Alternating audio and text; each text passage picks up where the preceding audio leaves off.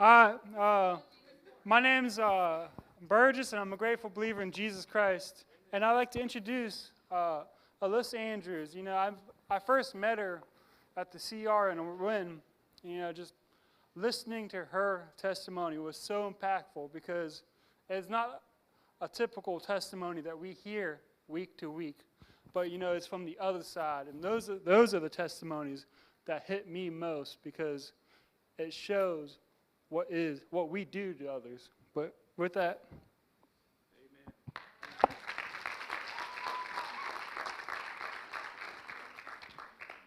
Hey y'all, so my name is Alyssa Andrews and I am from Wynn, Arkansas. And before we get started, I want y'all to give a round of applause for my wonderful family that's here tonight.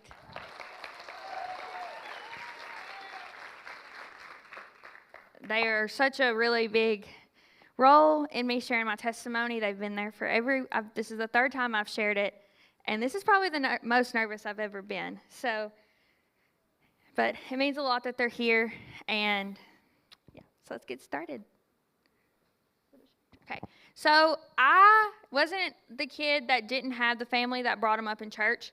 Luckily, I was raised in church pretty much my whole life. We went to just a little Baptist church in our town, and then we stopped going for a little bit, and then we picked back up and started going to the Cowboy Church in Wynn, which is where we're kind of going to start.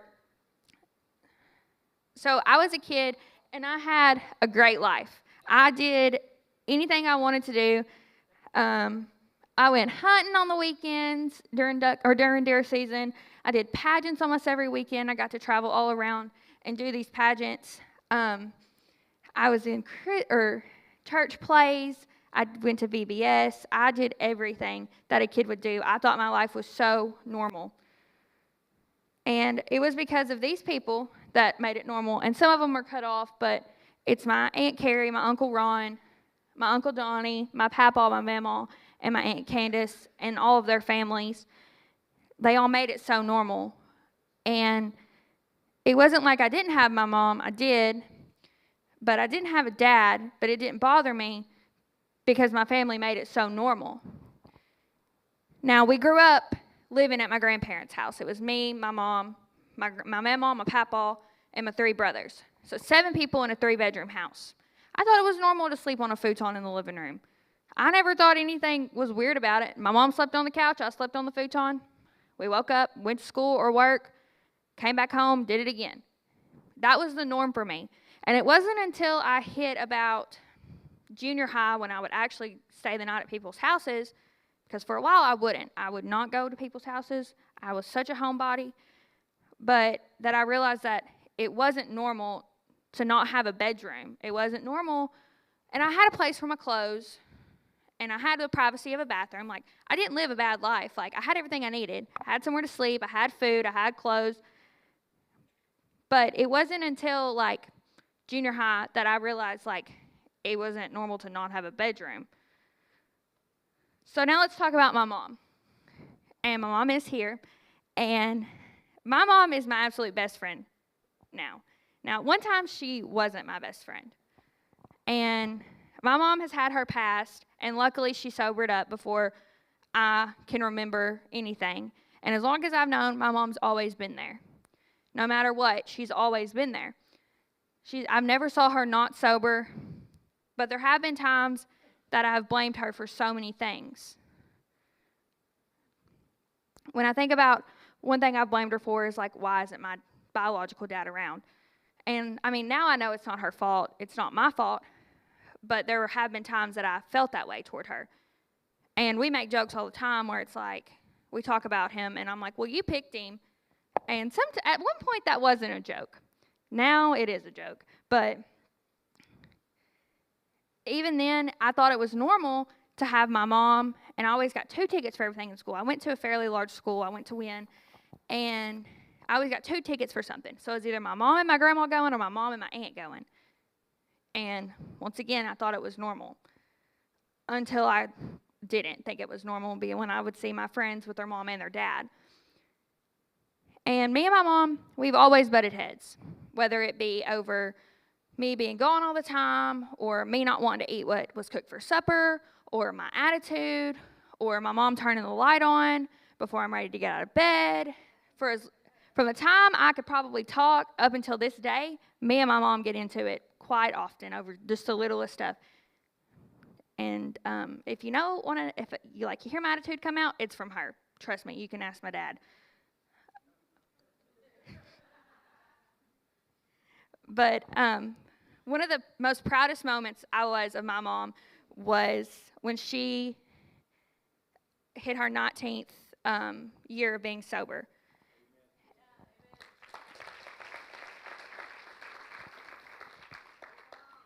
And there's never been a time in my life that I had to worry about my mom picking me, ever.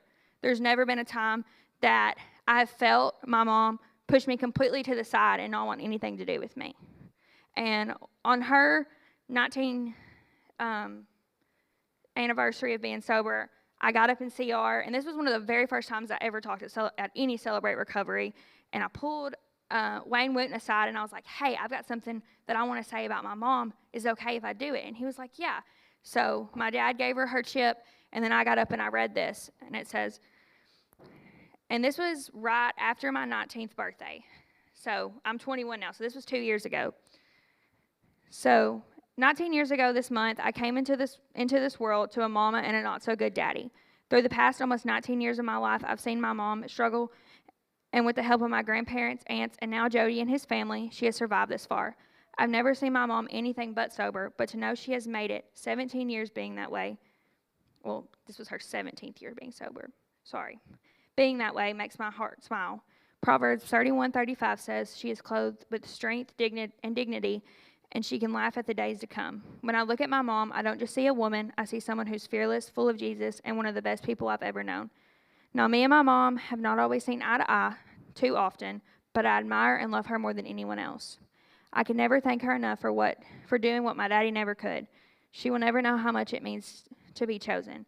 She'll never know how much it means to be worthy. She'll never know that her decision to get sober was so brave.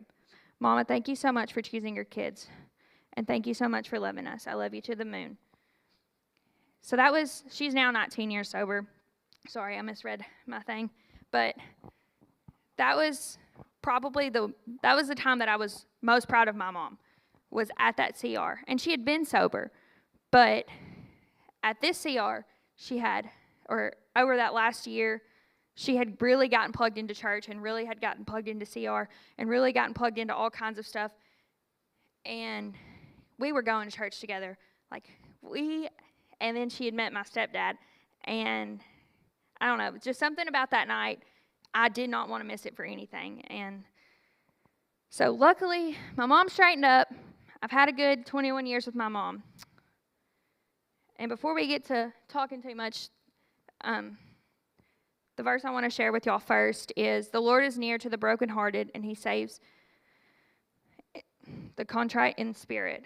So as someone who's grown up in a not so good, I don't want to say not so good situation, because I've had a really good life, but there's been so many times that my heart has been so broken, and so many times that I have been so let down by people because I wear my heart on my sleeve. And I always want to see the best in people, and sometimes the best doesn't always come out, but I always give them a second chance. And eventually, I've had to learn how to stop doing that. And that came with this. And you can kind of see the pictures.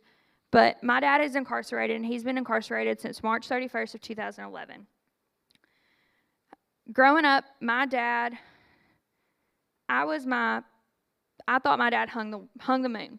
I could go months without seeing him, but the minute he stepped back in, I was so excited. But eventually, those visits stopped. Eventually, I would see his girlfriend more than I would see him, but it was never the same girlfriend every weekend.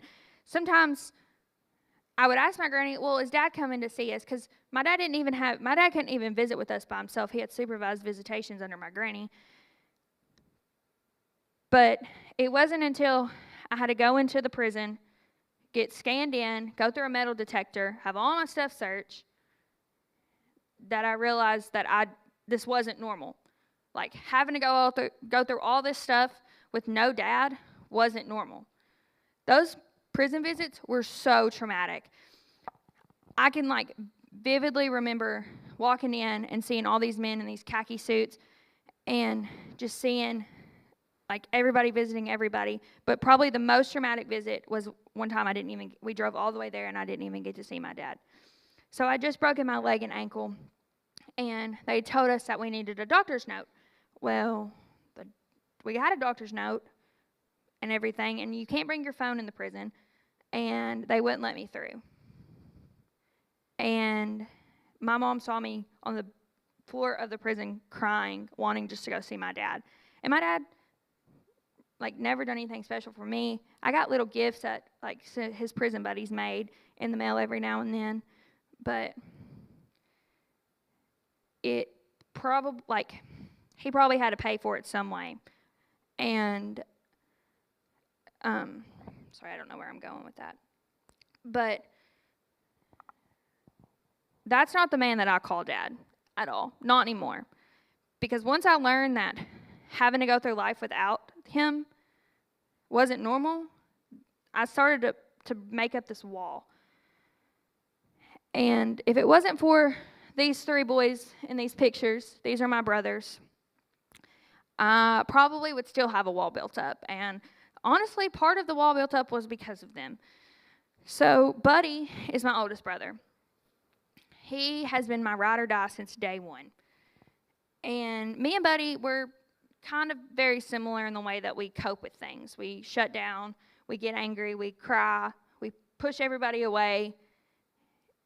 And at one point in time, I thought that my brother Buddy was going to go down the exact same path my dad did. And that was something that me and him both had promised each other a long time ago. And my heart just broke when my mom told me what he was going through. And I'm not going to get too deep into it. That's his story to tell. But Buddy was the closest thing to a dad that I ever had for the longest time. And we were only 4 years apart. But even to this day, he's probably the most protective of me when it comes to boys, when it comes to going out with friends. He wants to know where I'm at, what I'm doing at all times. And if I'm down there visiting him, he lives in Louisiana now. If I'm down there visiting him, he makes sure that I am being tracked the whole time. He does not let me go too far away from him at all. It doesn't matter if I'm with mom. It doesn't matter if I bring a friend down there and I'm with that friend. He's the one that showed me what a father figure was supposed to look like first. Now, Dylan, I don't have a lot to say about Dylan. Dylan is going through this generational curse right now that he can't seem to get out of. Right now, Dylan's in the state penitentiary, and that's probably the hardest thing that me and my brother Ian have had to ever go through. I dealt with it with my dad, but to see it happen to my little brother is another type of hurt. And I'm not going to share a lot of Dylan's story, but it's a lot that, and I have built up a wall against Dylan where I'm angry at him. And it's something that I'm really working on. But to know that he's dealt with the pain that I've dealt with my whole life, and he's going to put that pain on the rest of his family, has built up anger inside of me that I cannot seem to get rid of toward him. I have not spoke to him. I have not written a letter to him, nothing, since he got incarcerated. And so next we're going to talk about my little brother Ian. Now, Mom, I don't know how this kid came out, but he wasn't even supposed to be here, but he came out and he started running the world. Gosh, I did not like him for about the first year of his life. I was supposed to be the baby. And until I started seeing my little brother dealing with the same stuff that I was dealing with. Ian's dad was not a part of his life for the first 9 years. And it was okay that it happened to me.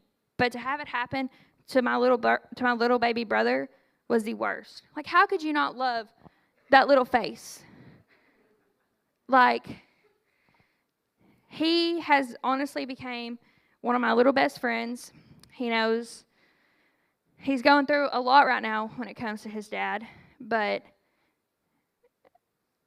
even if you are hurting, even if you're not the one that's dealing with the parent, it still hurts to see someone else hurting with it. And I think it hurts me worse to see my little brother hurting, that his dad's not in his life or his dad's not trying to be the best person he can be for him, more than it ever hurt me that my dad wasn't in my life. So now let's talk about, this was probably, I don't want to say the climax, but This was probably the turning point in my life that shifted my whole mindset towards everything. So on April 8th of 2016, I shattered my ankle on a horse. My horse reared up on me and fell down on top of me, and I ended up having 5 surgeries, none of which my dad got to see me in. My dad couldn't visit me in the hospital. He was in prison. Nothing. It was me, my mom, and my aunt and uncle. At almost every visit, every hospital stay, that's who it was. And this horse accident taught me so much. I had to deal with depression. It was some of my very first times dealing with something like that. I was so depressed, I couldn't ride. I was stuck in a hospital bed. I had to deal with all sorts of anxiety of even going around my horse that was my best friend at the time. I had to deal with anxiety of going out. I felt like I was a disappointment to my softball team because I just had a rodeo that one night, and I let them down for a tournament. I felt all of this stuff inside of me, and I did not know how to release any of it. And that's when this verse came along, and it's Philippians 4:13. I can do all things through Christ who gives me strength. There was something about that verse that the very first time I heard it was when it was right before I had my accident, and then one day it just clicked in my mind, and it was the only thing that I felt got me through it. When I felt like I was so far away from God, I just said that verse, and immediately I felt comfort. Well, during this time as well, I ended up, I wasn't able to ride for a few months, and there was this man named Mason. Now, I thought Mason was the best thing that had ever happened to me in my whole entire life. He was my mom's boyfriend that my aunt had introduced her to, and they were going to church together, and Mason was into horses, and I was probably the biggest horse girl you've ever met. My room was decked out in unicorns and horses. I had ribbons all over my wall. You walked in and it looked like the Saddle Club threw up in there, if anybody's ever seen that. But I met Mason, and this is when I finally started putting my guard down towards boyfriends of my mom's. In my mind, they were all going to leave. None of them were going to stick around. I had who I needed. I didn't need a dad until Mason stepped in. When Mason stepped in, that wall fell down instantly. He was the first person to ever get me back on a horse after my accident. He was the first person that I ever felt some sort of like admiration for as like a dad, and Mason let me down. Mason had a past of his own that we didn't know about prior, and we ended up knowing about it. And once we found out, Mom tried to talk to him. Mom told him something about like he was going through court and stuff, and at the time we just had so much going on like in our personal lives, and Mom was like, let's just be friends, let's hold off. If we're meant to be, we'll come back to each other. Well, Mason didn't like that. So I was still talking to Mason, Mom was still talking to Mason, and I thought everything was fine. I knew they weren't boyfriend, girlfriend, or whatever. I knew that they were just friends. But I show up at a horse show, and I hadn't seen Mason in months. And Mason goes, hey, come here real quick, I got to tell you something. Now, keep in mind, I trusted this man more than anything. More than any man in the whole entire world, I thought this man was going to be my dad. I thought he was going to love me forever. And eventually, I thought him and my mom were going to get back together. At that point, at a horse show where I've always felt the safest, where I've always felt like my true self, Mason took advantage of me, and he sexually harassed me behind a building. After that, my mindset toward any man, anybody who could possibly be a dad to me, shifted completely. I'd already been let down by the one who helped create me, and then I got let down by the one who I thought was going to step up and be there for me. And now, this is where a lot of my anger toward my mom built up. If my mom hadn't have done drugs with my dad or hadn't got messed up with my dad, I wouldn't have even been here. That wouldn't have ever happened. If my mom hadn't have ever even started going to church somewhere else and met that man, that would have never happened. If my mom would have never actually talked to him or never actually pursued something, it would have never happened.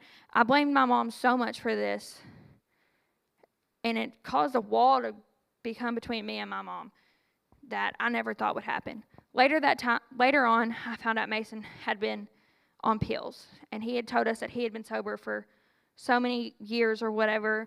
I don't even remember, but it was another point in my life where drugs had taken over and took over the one thing that I had hope in. And And I went through all this, and I think before I get too far into my story, there's two important things that have happened in my life too. And that was Christian Wrangler Camp, which is a camp that's held in Wynn, and going to Montana and seeing the Indian reservation. Now, Christian Wrangler Camp has been a staple in my life since I was 8 years old. It is the 1 week out of the whole year that I get to go away, and I get to completely dive into God and be a leader to kids who don't have that at home. There's so many kids that I see out and about with their families and look like they have a perfect family, but that is until you get them away from their families and you get the Lord working on them, and they come to you with so much baggage. And there's a lot of counselors that come that don't have no idea how to deal with that at all, which counselors, trail bosses, like our leaders, there's so much that them counselors don't know how to deal with. And I fully believe God had me go through all of this so I could help those kids. Because I'm dealing with a little girl, which I'm not dealing with her, but I have a little girl texting me every night telling me that her mom's a drunk. Her mom screams at her, tells her she wishes she was never here. And I just want to grab that little girl and hug her because she's so precious. And I want to look at her and be like, I don't understand. But she thinks it's her fault. And she comes to me because she knows that I've dealt with it. And And I tell her every night that I love her and that I'm here for her. And I tell her all the time, if I had the money and I had the space, I would take her and she could live with me and I would be her mom. But I don't have the money, I don't have the space, and I sure don't know how to be a mom. But she still talks to me almost every night, and she was grounded for a little bit, and I was so worried about her. I've never been worried about someone when they've been grounded before. But this little 12-year-old texts me every single day, good morning, and tells me good night, that she loves me every single night. And it's something I really look forward to. And I really missed it. And I was so worried. And I even went to the horse show on Saturday night and seen her just so I could lay my eyes on her. So when we talk about the next major thing in my life is Montana.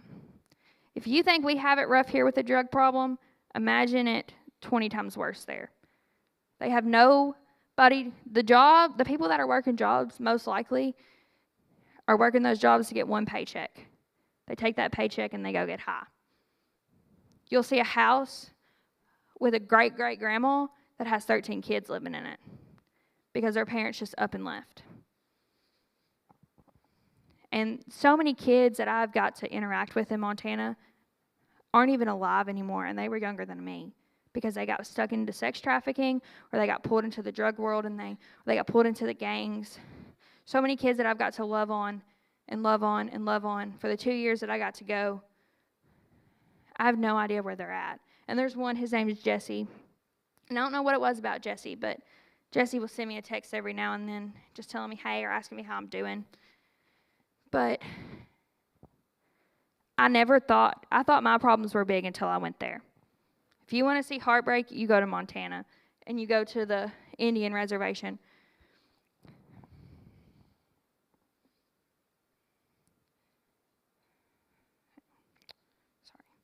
And then at some point in 2020 during COVID, my mom brought home this man named Jody.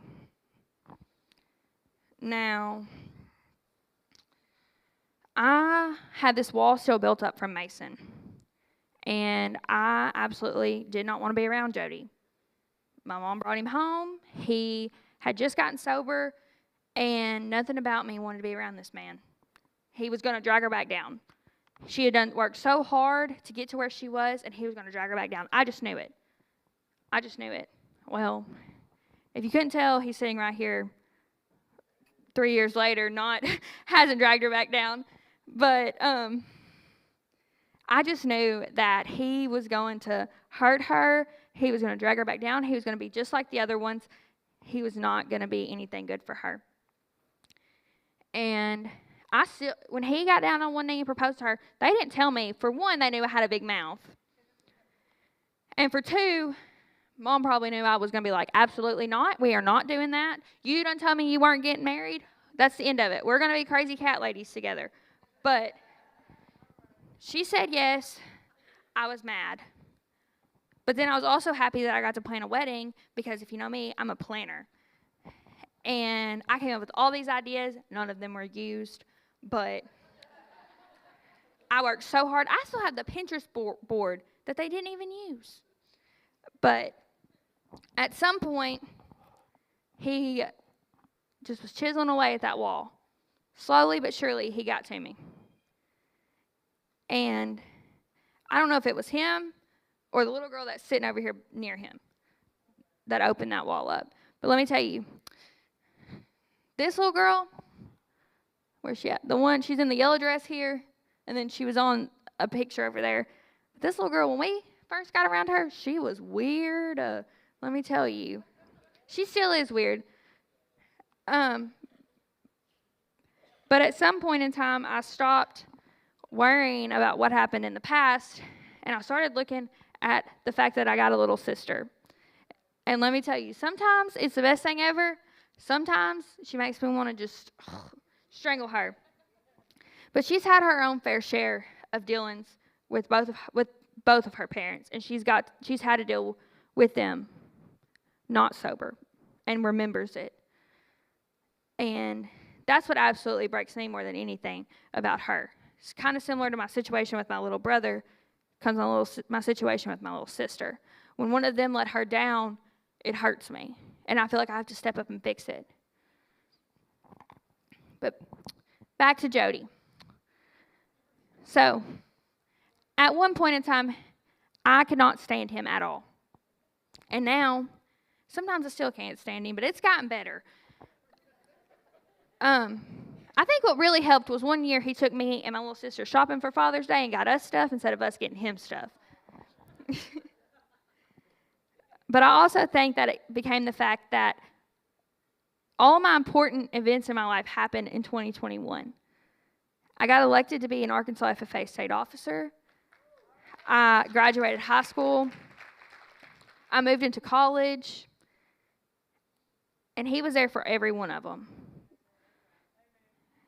And he's not missed anything since. Since the day he stepped into my life, no matter if I liked him or not, he was still there for every single thing. He almost didn't make it to my high school graduation because he lost his ticket. But he made it. I don't know. And I think that's probably the most important thing that's ever happened. Because at one point, he showed me what a dad was. And I learned that what I had to deal with wasn't normal. And I shouldn't have never had to deal with it. But I did.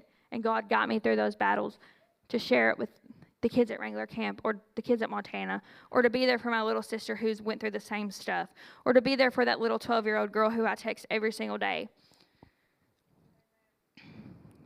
And even in those darkest days, I went to SAU in Magnolia for a couple years. My first year was the best year of college ever. I absolutely loved it. Well, then the second year came around, and that other round of depression set in. I was hearing from my biological dad a little bit more. I was being asked to write letters to him.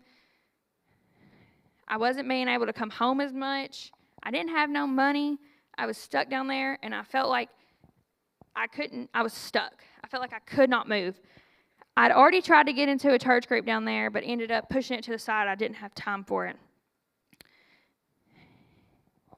And at some point, I just got on my hands and knees after days of not sleeping, just because I simply was so stressed out. I was so upset. I got on my hands and knees one day and just simply asked God what to do.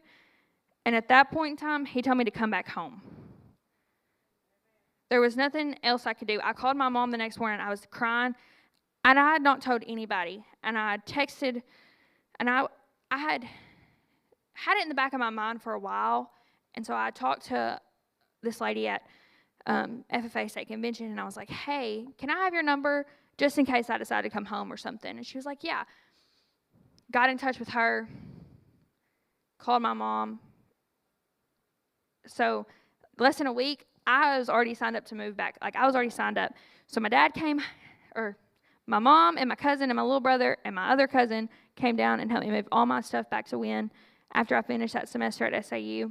And I've never looked back. I loved my time at SAU, but I'd never been farther away from the Lord as I was when I was 4 hours away from home. I had nothing down there. I was so broken all the time. I cried every night. And then this verse came around, and it says, "For I know the plans I have for you, declares the Lord, plans to prosper you and not harm you, and to give you a future and a hope." I was so confused whenever God told me to come. Like, I remember hearing him, "Go home. At the end of this semester, go home. There's nothing left for you to do down here." And I was so confused. I had no idea. I didn't know if I was going to live in Jonesboro. I didn't know if I was going to live at Wynn. I didn't know anything. I was so lost. I had no idea what I was going to do, if I was still going to do. I'm an ag ed major, so I'm going to be an ag teacher. I didn't know if I wanted to do education anymore.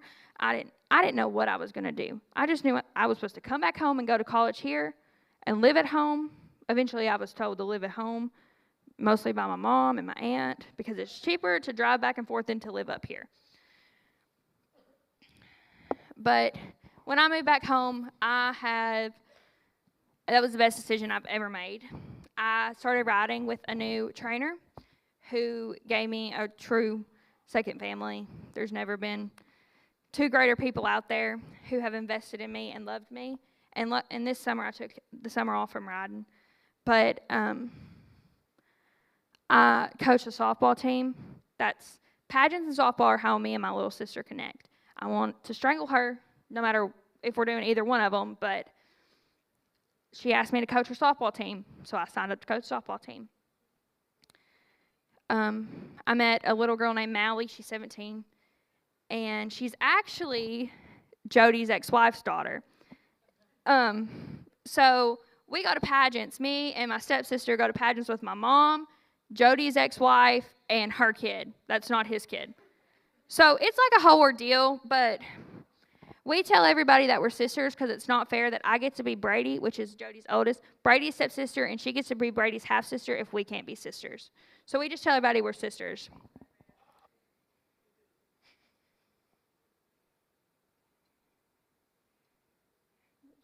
Okay, so to end it all, I had a really fun life up to this point, and I'm still living life to the fullest. I think I am the happiest I've ever been in life right now, and I don't know if it's because I've been digging into the Word a whole lot more and digging and having my quiet time with the Lord, because I know I have to be prepared to give these testimonies. But I also have learned that I'm getting to live this life because my life didn't stop in 2011 when my dad stepped out. I had to learn how to keep going, and the only way I got to keep going was with the Lord.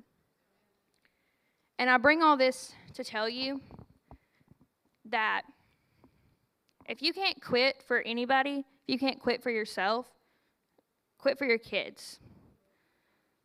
You are the person in life that your kids admire the most. I promise you. You may not think so. You may think you were the worst person in the history of the world, but to you, your kid's going to think you're the greatest.